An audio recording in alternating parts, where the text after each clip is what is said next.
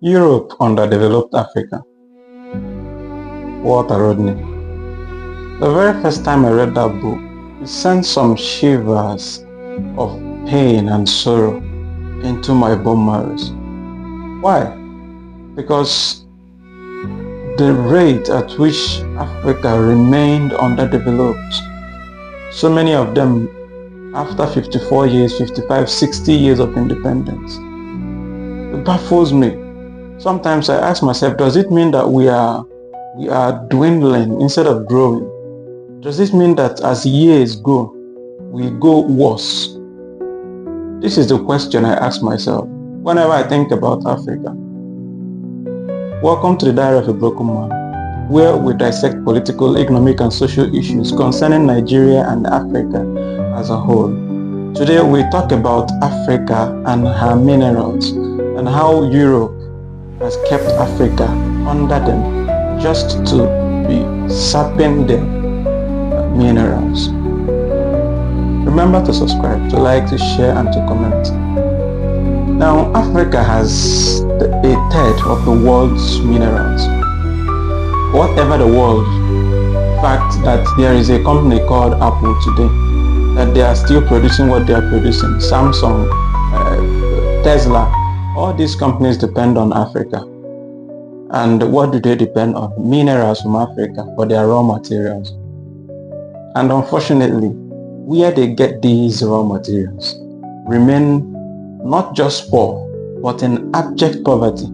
Some cannot even eat 2 square meals a day. Some of them live under $0.50, I mean 50 pence. And these companies are multi-billion-dollar companies. And then it brings up the question, does it mean that Africa cannot take care of their resources? Does it mean that they cannot manage what nature endowed them with? Because Africa as a whole has, if you count the minerals, gold, bauxite, manganese, platinum, cobalt, lithium, to mention but a few, diamond, these are natural resources that top companies need around the world. So what happens to Africans' minerals? And why is Africa not managing it? The million-dollar question. Now let's attempt answering that question. For anybody who wants to know, at the Berlin Conference of 1884, the famous Strangle for Africa, or Scramble for Africa, was done, where the nations of Europe and America gathered to share Africa. The way they share cakes. And so, since then, what Europe has been doing, not just Europe, the whole of Europe and the Americas, what they have been doing is to make sure that Africa remains powerless against them. And by remaining powerless against them, what they do is to sap Africa. They siphon Africa. If you calculate the amount of minerals that go away from Africa every year, it is enough to make each and every one African rich. Unfortunately, they have made sure that Africa has the worst leaders. They constitute regime change so that the worst of men in Africa are put in power. With that regime change, they made sure that they flood Africa with proxy wars. Look at Congo, for instance, South Sudan. They use fellow Africans as tools of war, and it's like a chess game. Unfortunately, these people regarded as leaders, these puppets regarded as leaders in Africa, don't even know what they are doing. Some of them are just being used without knowing what they are doing. In their mind, they think they are doing anything. And so when you listen to the media and hear AIDS upon AIDS for Africa, and you ask yourself, there is this story, David Hundeyin, I read yesterday from David Hundeyin, how around 2015, NGOs flooded Nigeria trying to rent apartments here and there, especially in Abuja, because they thought there would be war, they thought there would be chaos, they thought there would be unrest.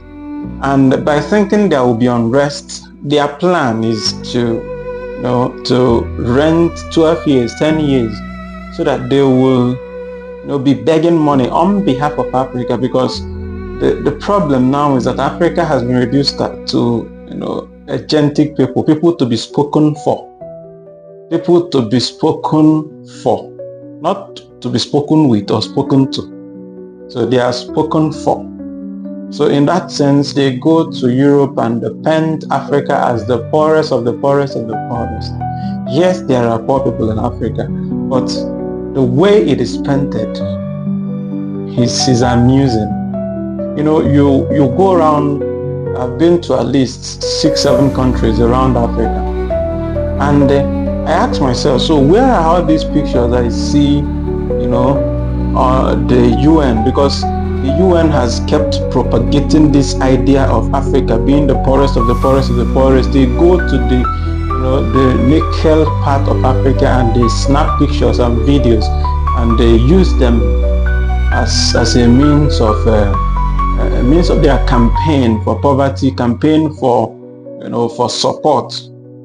Whether those supports reach the final destination is just another thing.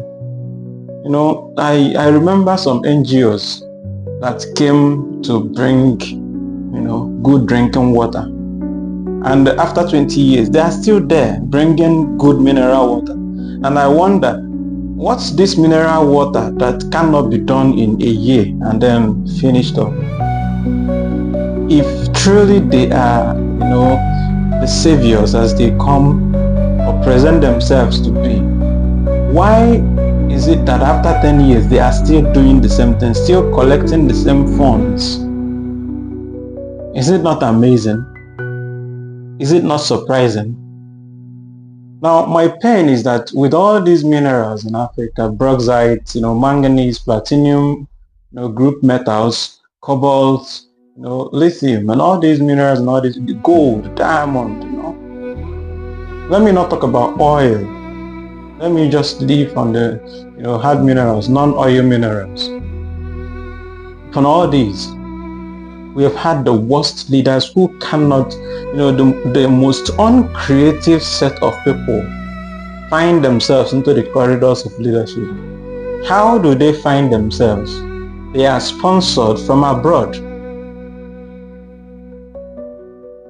Personally, I took time to read the Nigerian history. I studied history back in the secondaries. So I took cognizance of a few things. There is a pattern in the system of leadership of Nigeria. Within 1960s, Azikiwe, Akintola, these people who studied in Europe were brought back to Nigeria, and instituted into the government. And so far it has been like that. Some of them who became military heads of state through coups, went to Sandhurst. Some of them are graduates of Sandhurst. They come back and they are proper. They show them that they can become leaders immediately by coup. And this British silent proxy war has not died down. It keeps happening even up until now. Why is Africa not managing her resources? Why must other countries manage our resources for us? When is it that we are going to wake up? Because personally, I'm sick of trying to tell me that Africa was the cradle of civilization. We are not just cradle of civilization. We are the center of civilization. Forget whatever you see. Africa is the center of civilization. If they tell you what France took away from the Sahel region in the space of these years that they were there, thanks to Adama Traore and the Mali and the Niger Republic, thanks to these people, who could have known? Who could have imagined the amount of minerals being taken out of Africa every year? And then the amount of suppression the amount of management, the amount of, underground evil. Let me not talk about rape. Let me not talk about other evil that are going on the ground in the name of AIDS and NGOs and the help to Africa. Look at these people who call themselves leaders in Africa, bereft of ideas, bereft of love for their people. They don't care about their people. When I listen to commentators like Lumumba, something gives me hope. These people we call leaders in Africa are trinket box leaders. That's how I describe them. They are like people who, there are treasures, but there is a gold trinket box, and they are more interested in the gold trinket boxes for themselves, not the treasure for all. So they go to Europe and they take trinket boxes. What trinket boxes? Rolex watches, Patek watches, houses, offshore houses, offshore accounts. They are given cars, Toyota cars, Japanese cars, American cars. And the arrival mentality enters them. I have arrived. And some of them seek to remain in power for years while impoverishing their people. You know what pains me more when I read African stories? It is not the ineptitude of Africans. The majority of Africans that I have encountered, everywhere I've been to, are not just intelligent, creative, they have deep initiative. But this initiative is to what end? When you have people who are the helm of affairs who lack those initiatives. Because for me to fire you, you need to be on fire yourself. I need to be on fire myself. So the kind of leaders we have are inept. They have no common sense at all. They don't care about their people.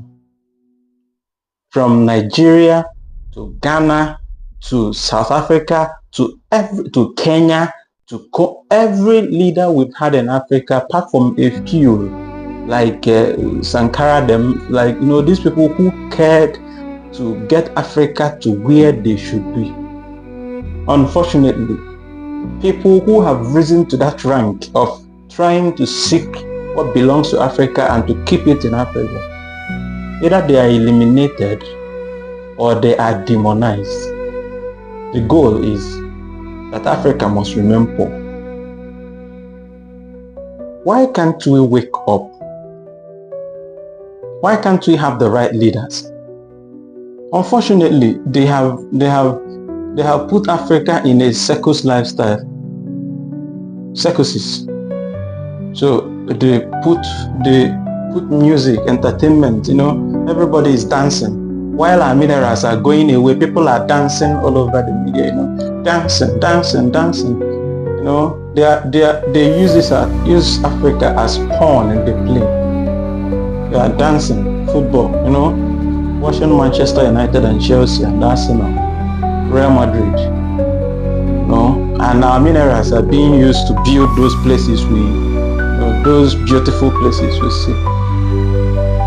When are we ever going to rise up to the ranks of telling ourselves to take what belongs to us? And let me tell you, nobody will give it to us. We have to demand for it. We have to rise up and take it. It is ours. It is time to support people who are doing it. The Traore, the Niger Republic, the Sahel region have risen up to the ranks. And we are not surprised how their lives are being attempted on everything. Because the goal is to keep Africa poor. Africa must remain poor for Europe to rise. Africa must remain poor for Asia to rise.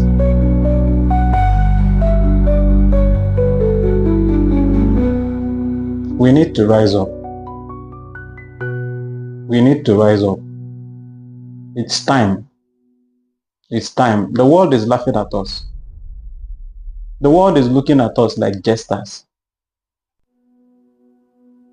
When I look at the megalomaniac and the squandermania mentality that has grasped what we call leadership in Africa, from Nigeria, you look at the Senate, you look at the presidency, you look at everybody's busy with their trinket boxes of buying cars and busy with these things, and children are there dying of hunger. Children are there, and then people from external are using us to enrich themselves in the name of AIDS. When are we going to grow past the era of AIDS? Because the average African is hardworking. The average African is hardworking. So what about all these AIDS? Upon AIDS, upon AIDS. You turn up the media, there are AIDS everywhere. AIDS, water AIDS, this AIDS. And some of these AIDS are used to sponsor terrorism, sponsor proxy wars, empower some of these rebel groups.